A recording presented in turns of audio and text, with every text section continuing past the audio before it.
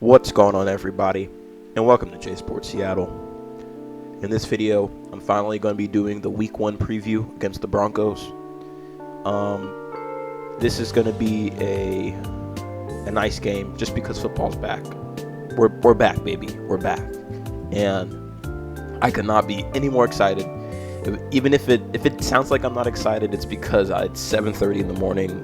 I just woke up not long ago, so but if I'm making a video at 7:30 in the morning, it means I'm pretty excited. So, but yeah, here we are. I'm just going to go over this game against the Broncos. So if you like the video, make sure to like, comment, subscribe, and share for more Seahawks and Seattle sports content. And without further ado, let's get on with the video. Alrighty, so yeah, first game, a lot to go on.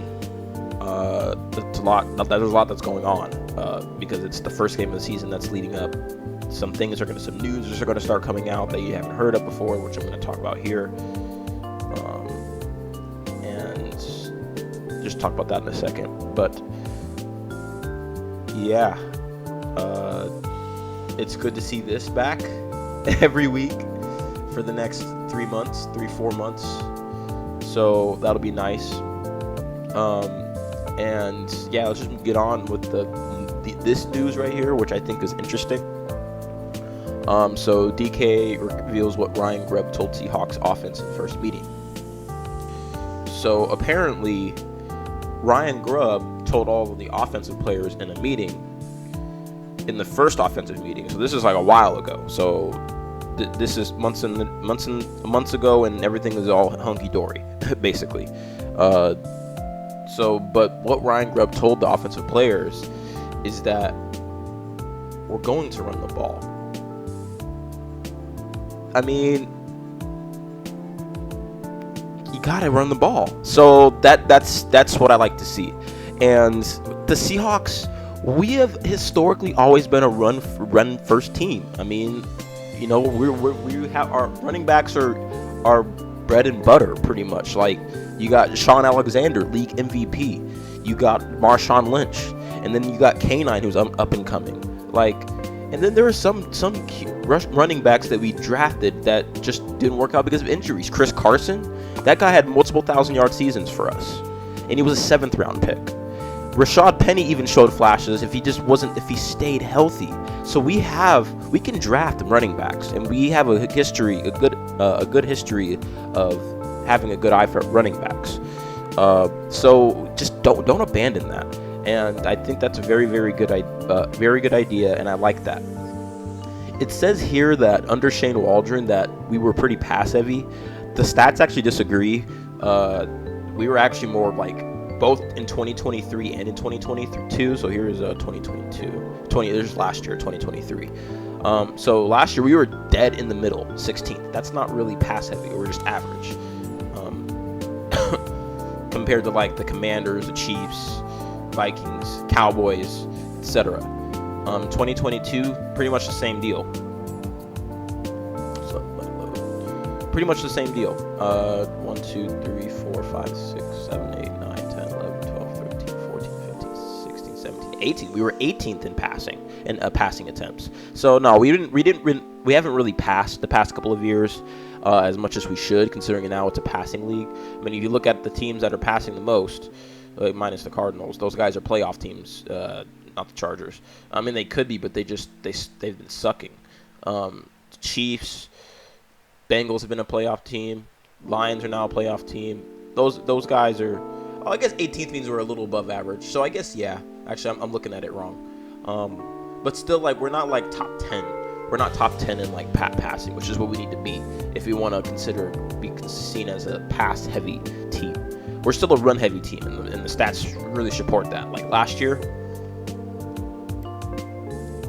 let's see. Oh, last year actually, I guess we weren't. Last year we were 1, 2, 3, 4, 5, 6, 7, 8, 9, 10. Oh, I guess we were 10th worst or 10th lowest in the league in rushing attempts. Okay, well, that changes things. So maybe we were a little more pass heavy. It's just that we weren't doing it. We weren't Oh, it's because our defense couldn't get off the field. That's why we didn't have as many attempts as we should have. It might seem like we weren't passing a lot. It's because our defense was on the field constantly, and our offense wasn't really out there a lot. So it really should be much higher for the passing attempts. But yeah, rushing attempts, we were down. We were 10th lowest. Not good in 2022, and then 2023. So where we are. We were the second lowest, right in front of the Commanders. So yeah, I definitely got to run the ball. So I really like Ryan Grubb's approach, and it's analytics. And DK, Tyler Lockett, JSN, Noah Fant, they'll all understand that because they'll be more open because they'll be able to run the ball more. So that's really, really good to see that these guys are starting to adjust to what Ryan Grubb is asking of them, because his offense is still going to be explosive. It's going to be more explosive than it was under Shane Waldron. He wants to be an explosive offense. It's just that in order to do that, in order to unlock a lot of those explosive plays, you have to run the ball, and you have to, wear out the D-line, condition the DBs and condition the linebackers to make them think that, to account for both the pass and the run. And it's hard to do both, let alone, you can do, one. Even then, it can be hard stopping one if you have a really good running back duo, or just a really good running back like Derrick Henry in his prime. And he's still good. But you got to run the ball, and I like that approach. And I'm hoping DK. DK said he was mad, but it looks like he's come to it. So that's really good. Another thing, huge thing, we are wearing our throwbacks against the Broncos, which is what kind of smacked me in the face because I just wasn't expecting it. And I don't think a lot of us were expecting. I'm sure we were expecting it to do another game, because they were going to do another game. We just didn't know yet. But it wasn't confirmed, and now since this is our second one, which is, you can, by league guidelines, I think you're only allowed to do 2 games with the throwbacks. So it would be this game, and then I think against the Niners. But yeah, that's gonna be awesome. My throwback Witherspoon jersey is coming in today, as of making this video. So I'm pretty excited to wear that on Sunday. I still have my K9 jersey. You know what? Whoever has a better performance in the week, I'll put on their jersey the following week. I'll do that. But for this game on Sunday, I'm putting on that Witherspoon jersey because I gotta rep the boy. So that's gonna be awesome. But this is the injury report, and it looks pretty good. We came out relatively unscathed. There's a couple injuries, a couple big injuries. Farrell Brown didn't practice, and then Uchenna didn't practice. So that's not good, because Uchenna is one of our top edge rushers and OLBs. So we need him to come back, and I'm still so mad at Wyatt Teller for that block. I will not forgive him for that. That was I don't know if it was unfortunate or if it was really, in fact, a dirty play, but it's just in the circumstances the starters are in. You don't do that. You don't dive for the knees. Subconsciously, you should not do that. So still pretty upset about that. Was not on Uchenna's fault at all. Dude just can't catch a break. Tore his pectoral muscle in week 7 last year. Missed the rest of the season. Bro's about to come back, and then he just takes this MCL injury due to a potentially controversial play. So yeah, sorry for one pause, but I thought I heard something. But we're good. Limited in participation, Noah Fant. So he had a toe injury. Tyler Lockett with a thigh injury. Rayshon Jenkins with a calf injury, and then Draymond Jones with a hamstring injury. So yeah, Jones has been dealing with this hamstring all training camp, and it's kind of bothering me, not gonna lie, because I think putting him back into practice aggravated it, and like I said, it made it worse. I really think he needs to sit out this game. I don't think it's a good idea to put him in the game, because you do not want to mess with it. You seriously don't. So I feel like he's one who has gotta not play, and I hope, if he does play, maybe he is good to go. But if he's limited, I don't really like that. We'll see how he is tomorrow or today. today, and then I don't know if they practice tomorrow, but if they do, we'll see how the practice injury reports come out for practice. So yeah, we'll see. But yeah, other than that, everyone else is looking good, so that's good to see. This is I think it's pretty much official. This is the official depth chart. So DK Metcalf, and then Jake Bobo behind him at that strong side, like wrong wide receiver, and then you got like your slot corner or slot. I mean, they can play slot or on the boundary. It depends on the outside. Lockett and JSN starters, and then Tariq Young behind Lockett and Laviska Shenault behind JSN. I think Laviska Shenault will also be doing some of the. Actually, no, I think D. Williams is doing the kick return duties, which is nice. But yeah, Geno Smith, Sam Howell, pretty straightforward. We have no third string on the roster right now, which is probably the best.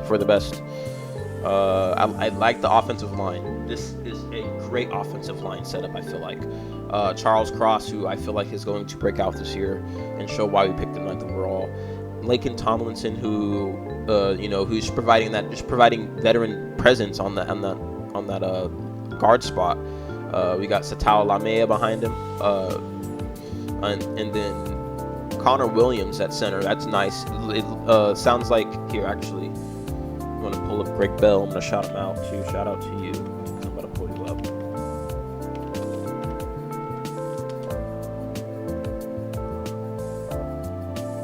Yeah, so let's just. So yeah, apparently he was a full go today. I mean, he wasn't on the injury report, so that means that it's looking good that he'll start on Sunday. We'll see how these next couple of practices play out. But coming back from an ACL injury, that's so impressive. And then Olu's right behind him, and then we got Jalen Sundell at third. So we have some centers, and Olu's good. I feel like Olu will get his chance. I mean, he's entering a second season. I think he'll get his chance to be a starter. And then Anthony Bradford, perfect. Like I said last year, this is who I wanted to be starter. I feel like he deserves it. I feel like he's gonna take that next step up, and he can be good for us. And then George Fant at right tackle, while Abe Lucas is on IR. And then Michael Jarrell behind him. By the way, I did not really know until like recently. Michael Jarrell is from the University of Findlay. That's a D2 school. So props on him from being a D2 player and getting scouted by the Seahawks and going in the 6th round. That's unheard of. Like D2 players usually never get sought after. It's always FBS and rarely FCS players. But the D2 is like, wow, you did it. And especially if you get drafted. If you get drafted from like D2, that's impressive. So props to him. And then for the defense, running backs, we gotta go through that. Kenneth Walker, Zach Charbonnet, Kenny McIntosh, and honestly, I'm gonna give an honorable 4th for George Olani because I feel like he's there if we need him. So there's that. And then defensive tackle. So for defense, defensive tackle Leonard Williams, that's 1st. And then Mike Morris is 2nd. Miles Adams is 3rd. Great to see that he's still here. He's from that Russell Wilson trade. And then we got Jonathan Hankin, that nose tackle. We only have one nose tackle, so that's kind of iffy. But Byron Murphy, I've seen reports that Byron Murphy could fill in for Hankins in the event of an injury. Hopefully that doesn't happen, or we can sign one. And then DEs are defensive ends, Jaron Reed, and then Byron Murphy. And then our edge, or rush, Draymond Jones and Boy Mafe. And then our middle linebackers, Tyrell Dodson and Tyrese Knight. Tyrese Knight, see, he was playing weak linebacker in preseason, but now he is middle linebacker. Middle linebacker is like you're like the quarterback of the defense.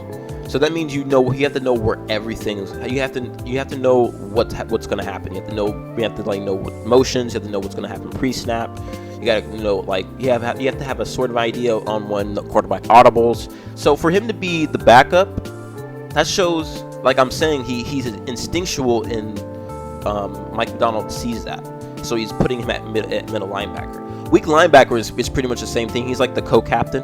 But he's weak linebacker. He's more focused. He's on the weaker side. So he's on the he's more on the wide receiver side of things. And then Sam linebacker, Uchenna, Nwosu, Derek Hall, Travis Gibson. That's good. Hopefully, and Uchenna's not on IR, so he'll probably miss the first couple of games. So that means Derek Hall and Travis Gibson will get a lot of playing time. But he'll probably miss it. I feel like he'll miss this game, and maybe week 2. Hopefully not week 2. But Devin Witherspoon, cornerback, starting cornerback, pretty nice. And then Trey Brown behind him. Then we got Reek Wolin, then Nehemiah Pritchett, nice. And then D. Williams, and then Rayshawn Jenkins at strong safety, Kayvon Wallace like that, Julian Love free safety, Kobe Bryant. So yeah, this is all looking pretty good. Ooh, JSN is the second behind punt returner behind D. Williams. So this is all looking pretty good. I really like this roster, and I think with the right coaching, these guys can do something this year. So, like I said in my previous video, on my prediction video, I predicted us to go 10-7. That was my final prediction. So hopefully that'll happen, and that'll be good. And if we do go 10-7, that could be good for like a 6th, 5th seed. Go into the wild card, see what happens, because in the playoffs anything can happen. So, but I think that's all I have for this video. I will be making another video, make a post game, just to talk about the game, and I'm going to be enjoying this Chiefs-Ravens game, the AFC title game rematch tonight. So this is going to be a good game. So that's going to be fun. So I might talk about a little bit of that in Sunday's video or Monday's video, whenever I post it, just because this, it's going to be their first game without Mike McDonald. I might talk about it for a little bit, so we'll see. But yeah, if you like the video, make sure to like, comment, subscribe, and share for more Seahawks and Seattle sports content. Thank you for stopping by. Have a good day, and go Hawks, go Mariners, and go Kraken.